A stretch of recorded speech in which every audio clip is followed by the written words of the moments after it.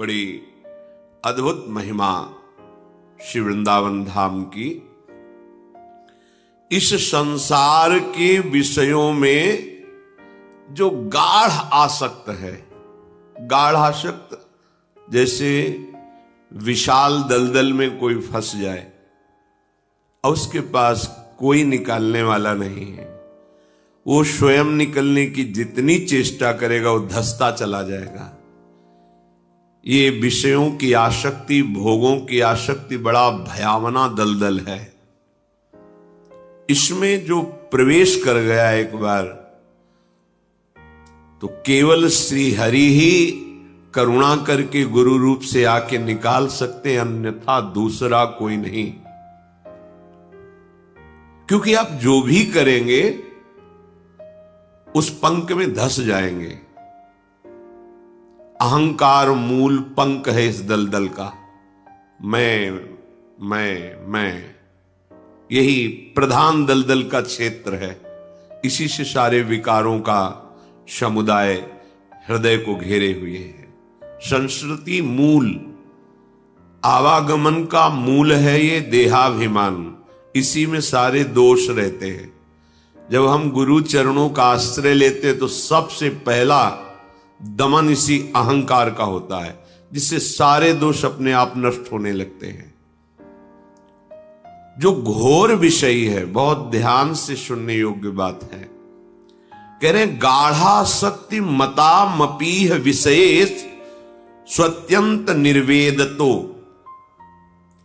जो घोर विषय भोगी जीव है,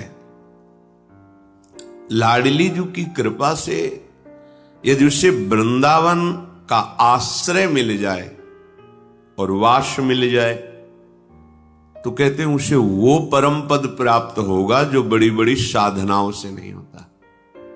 घोर विषयी को कोई आश्चर्य की बात नहीं है, बिल्कुल आश्चर्य नहीं करना, क्योंकि एक साधारण पारसमणि लोहे को ना बना देती है, तो श्रीधाम वृंदावन तो चिदानंद प्रिया प्रीतम का प्रेम महल है।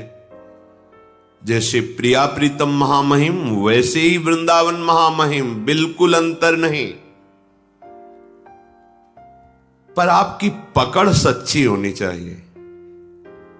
पकड़ सच्ची नहीं होगी तो प्रयास करने वाला आपको निकालना चाहेगा, और आप थोड़ा भी विपरीत दिशा में ताकत लगाएंगे तो आप निकल नहीं पाएंगे। हम लोगों की हालत यही है कि हमें गुरु कृपा प्राप्त है, आराध्य देव की अहेतुकी कृपा प्राप्त है, पर हम अपने आप को विषयों की तरफ, विपरीत दिशा की तरफ घसीट रहे, निकालने में सहयोग नहीं दे रहे। इसीलिए हमारे हृदय के विकार हमको नष्ट कर रहे। देखो, एक तरफ धाम है, एक तरफ विषय है। विषय प्राप्ति के अवसर पर आप धाम को पकड़ते हैं या विषय को? निर्णय आपके ही हृदय में कि आप महान किसको समझते हैं। एक तरफ श्यामा श्याम का स्मरण है, एक तरफ भोग सामग्रियां हैं, भोग क्रियाएं हैं। अब आप किसको पकड़ते हैं, श्यामा श्याम के स्मरण को या भोग क्रिया को? बस अपनी योग्यता हृदय में समझ लीजिए कि आप कहते जरूर हैं कि हम भक्त हैं, हम शरणागत हैं, हम उपासक हैं। किसके? बोले श्यामा श्याम के। तो एक तरफ श्यामा श्याम है, एक तरफ विषय है। आप किसकी तरफ जाते हैं? अगर विषय की तरफ तो झूठे हो, तुम कपटी हो, दंभ कर रहे हो। श्यामा श्याम को इतना लघु समझ लिया, ना धाम निष्ठा, न गुरु निष्ठा, न नाम निष्ठा, न वेश निष्ठा, न इष्ट निष्ठा।